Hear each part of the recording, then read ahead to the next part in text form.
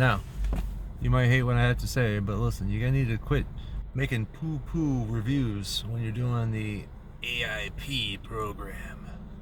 Amazon Influencer. You know how many times I've gone and I decided I want to learn a little bit more about the product so that I can maybe see what my competition is doing, and maybe if there's some features about this that I want to include. And guess what I see?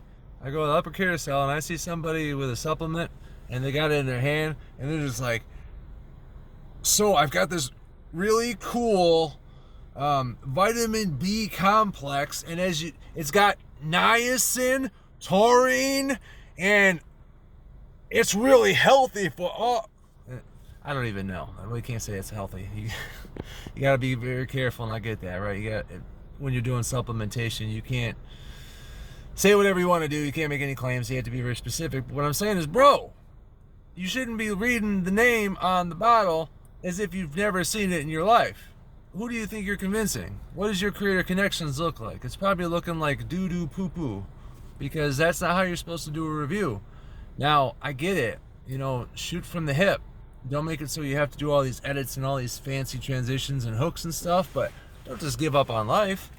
I can look at a review that somebody made, and I can pretty much tell whether or not they've been making any money. Because I'm not even saying that I'm making that much money. I'm just saying that I've had a lot of brands that when I give them the quality of my work, and this is not hyper edited anything, this is just, maybe I'm hitting the pause button, right? Like if I'm hitting the pause button on my phone and then I go ahead and go to the next scene or whatever, reverse the camera, one of those ordeals, and I cover on the product details by showing them and by explaining them, not necessarily by reading the bottle and looking at the spec sheet or doing one of these B-roll things where I have it in my hand and I'm just like, and as you can see, the battery pack is exactly blah, blah, blah, blah. I don't know shit about batteries, so that's why my example sucks. But they're not trying. I swear, they're not trying. It's about exposure. Just like, let's just pee on every tree in the dog park, because the more exposure I get, the more I'm going to make. And I mean, that's a strategy. That's 100% a strategy, but it's kind of poop, because think about this for a second. When you make a review, why are you getting paid? You're getting paid because you were providing value. What was your value? You were helping bridge a customer with a brand. You were the middleman, so you get the margin in between, right? That's how you need to treat it, because if you're just doing this and reading the product, that doesn't look like you care about that product. That looks like you're just trying to pee on another tree. You're just trying to do whatever you can so you can get more commissions, and that's naughty, bad. Don't do that. I see it all over. I see it all the time, and a lot of times it's with supplements, because people you don't want to take risks. But I'll tell you what, I did a lot of supplement videos because supplement companies are super jazzed to give you your stuff, and I've been a supplements guy for my whole life. I kind of know a little bit here and there about it, so I can be more descriptive. But I did a program. I did a review on ubiquinol, right? People are, what's ubiquinol exactly? I didn't know either, and I found out that it's a form of coenzyme Q10. And you might have already been lost. You don't know what the heck I'm talking about, but that's the point. If you don't know, you do the research, and if you don't want to be willing to do the research, you don't ask for the product. But there's a lot of opportunity for the people who are doing those poo-poo reviews, because if you're willing to look it up, do a 20-minute ChatGPT session. Yeah, I said 20 minutes. Yeah, that's too much. How you going to do that much review? You're not going to scale like that. And I'll be like, listen, you're not going to be able to get money if you make videos.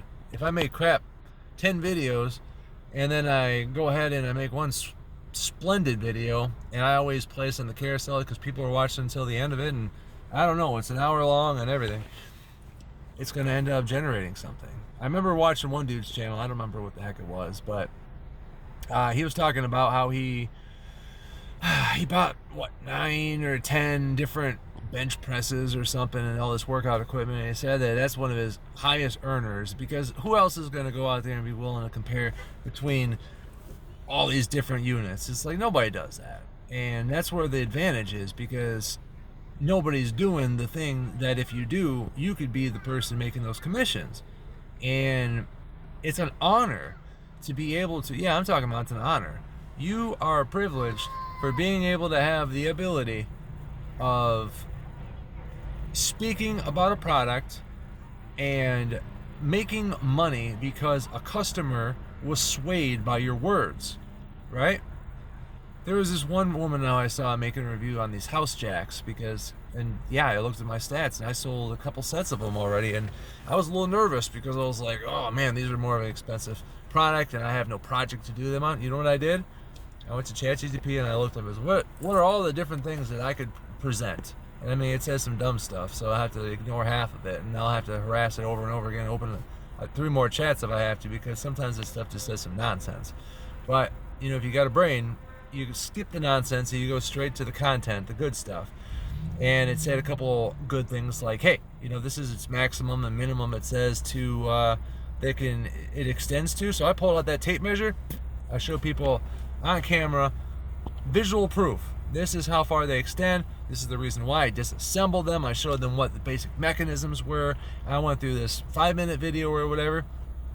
And, you know, I follow a lot of stuff that Coach Claire talks about. And she's talking about, you know, higher watch time. And that's sincerely what I try to do. So, I mean, there's elements of, okay, well, you can't make this boring and just make it long unnecessarily because people aren't going to watch. It's not going to count anyways.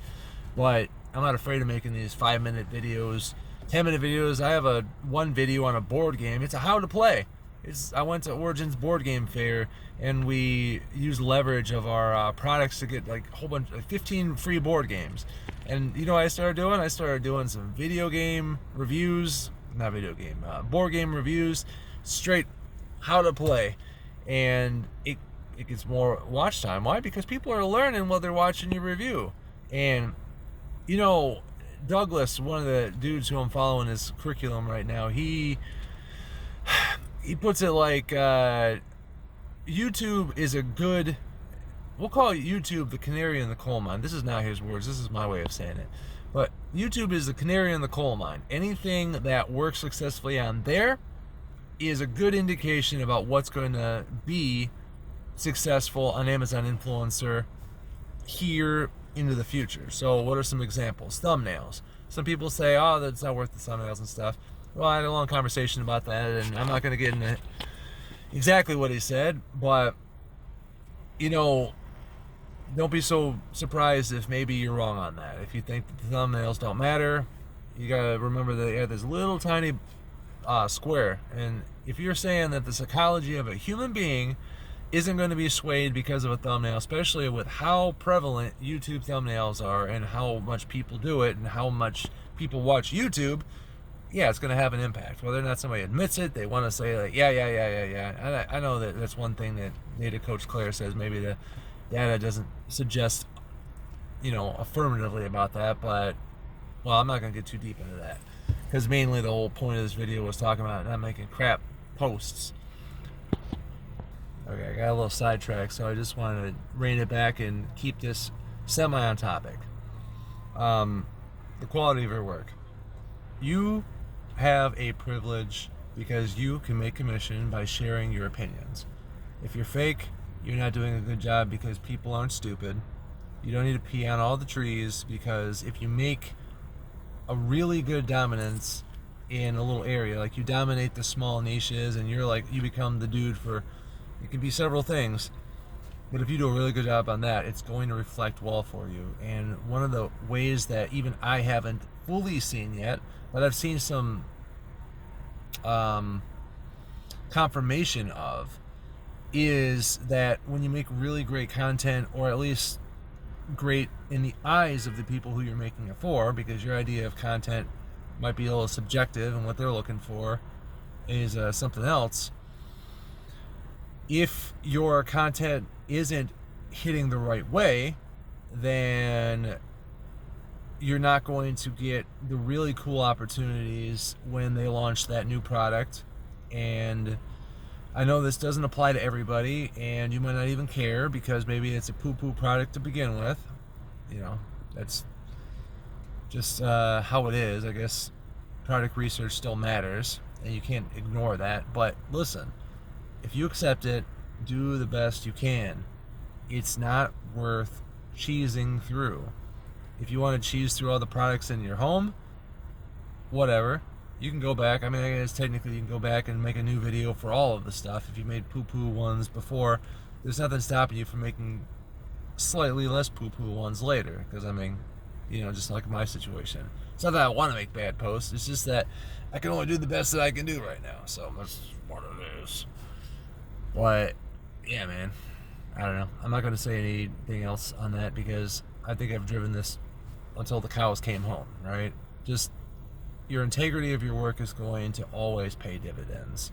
Don't forget who you are. You're not the employee of the brands, but when you create excellent value and you overproduce, I don't mean overproduce your video, I mean when you overproduce the results that were expected, then you're going, just like any other business practice, this applies to every business. When you over-deliver, you're going to have results that show up eventually. And they're going to be much greater than if you just spam stuff all day. Alright, that's all I got.